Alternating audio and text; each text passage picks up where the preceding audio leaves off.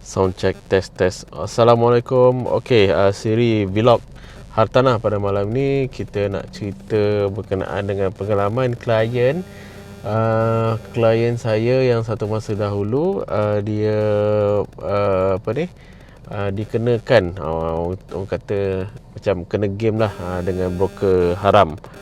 Okey, ni kejadian ni berlaku di Johor Bahru. Seperti sedia maklum, sebenarnya kalau macam kegiatan broker haram dengan bantuan lawyer, dengan bantuan peguam yang backup broker-broker haram ni memang banyak berlaku dekat Johor ni. Jadi kes ni lebih kurang cerita ni ialah berlaku dekat seorang husband and wife ni, dia dah bercerai lah. So dia orang dah bercerai. Mungkin saya rasa mungkin disebabkan sebab isu ni lah. Dia lebih kepada macam financial problem, dan sehingga kan melibatkan pinjam duit ke along. So sampai rumah pun tergadai. Okey, kita kita cerita sikit daripada awal lah.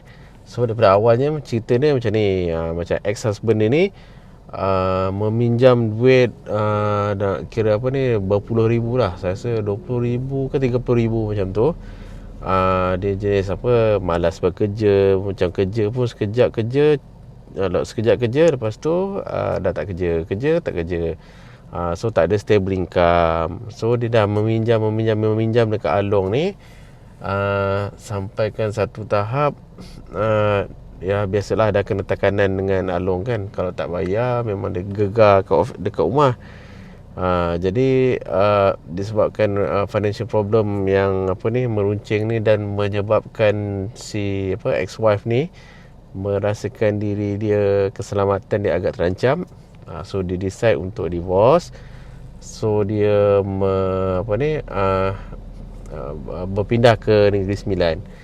Okey, masa tu saya base sebagai pengguna tanah di Negeri Sembilan. Dan saya kenal dengan ex-wife dia ni sebab menerusi masa tu dia call untuk suruh saya uruskan cari rumah sewa dekat situ. So saya tolong carikan rumah flat dekat Seremban 2 tu. So sampailah satu ketika tu dia dia minta advice lah berkenaan dengan penjualan rumah dia di Johor. So kisahnya apabila saya korek dia punya jalan cerita penjualan rumah tu, rupanya kita tengok detail rumah tu, sebenarnya dia boleh jual dengan harga lebih kurang 300,000 lebih lah macam tu, 300 something. Tapi apa yang menjadi masalahnya di situ, ex-husband dia ni, dia dah sign power of attorney, surat kuasa wakil tu kan. Dalam power of attorney tu tulis macam mana saya pun ingat lupa dah. Bukan power of attorney, silap macam okey betul. Power of attorney lah, macam dia pun menurunkan kuasa. Bukan. Tak. Sorry. Sorry. Saya pun dah ingat lupa dah, cerita ni lama sangat. Dia dia sebenarnya authorization to sell je. Dia macam kontrak menjual dia dia bagi kuasa untuk menjualkan dekat seorang ejen broker ni. Sebab rumah tu atas dua nama kan. Jadi masa untuk dalam proses penceraian ni, dia kalau boleh nak jual lah rumah tu supaya nak split harta sepencerian kat situ. Tapi masalahnya tu lah, bila dia ejen tu dia dah lock harga tu 150,000 je. Maknanya dia kata dia dalam surat tu menyatakan owner bersetuju untuk menjual dengan harga 150,000. Maknanya dia hanya nak 150,000. Sekiranya terjual lebih daripada tu, lebihannya tu owner tu tak berhak untuk claim. So tu cerita dia. So daripada 150,000 yang owner dapat tu pula, dia kena tolak pula duit yang dia pinjam daripada Along tu lah. Katalah 150,000 dapat jual, tolak 30,000, baki dia 120,000, barulah split antara husband and wife tu. Jadi yang ex-wife ni memang tak puas hati lah, sebab rumah tu memang secara logik memang boleh jual tu 300,000. So apa ni, satu lagi macam tanpa konsen dia juga kan, sebab rumah dua nama sepatutnya lah memang kena dua-dua sign lah. Jadi kes tu apa ni, agak jauh untuk saya nak involve pun. Siapalah kita kan, sebab kita perunding tanah je. Saya masa tu sekadar menguruskan rumah sewa dia dekat Seremban 2 tu je. Jadi apa yang saya boleh advise untuk dia yang ex-wife ni, untuk membuat tuntutan lebih tu, carilah mana-mana peguam hartanah. So peguam hartanah untuk tolong advice secara betul lah. Jadi macam daripada untuk kita halang sementara waktu ni, saya advice dia, pergilah berjumpa dengan pendaftar dekat sana, dekat pejabat tanah sana tu. Kita masukkan dulu caveat. Caveat ni supaya penjualan rumah tu kita boleh hold dululah, supaya kita dapat settlekan segala isu-isu yang berbangkit. Sementara nak nak cari lawyer untuk lantik nak fight hak dia semua tu. So mungkin memerlukan sedikit masa, modal dan sebagainya. Jadi sebagai perunding hartanah yang saya pernah belajar dulu, so untuk halang benda-benda ni untuk sementara waktulah, penjualan rumah tu kita boleh masukkan caveat. Caveat ni just pergi kat pejabat tanah, kita masuk ke isi borang untuk masukkan caveat.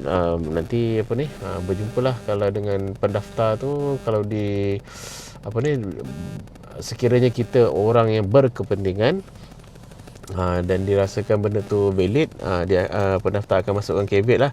So caveat ni, kalau misalnya kata yang masukkan caveat tu caveat tu tak dicabar apa-apa, maknanya caveat tu dia berkuat kuasa selama 6 tahun. So penting caveat ni untuk kita hold dulu untuk penjualan rumah tu. Nak tukar nama semua isi borang 16A semua tu memang sangkut lah, sebab dah ada caveat kan.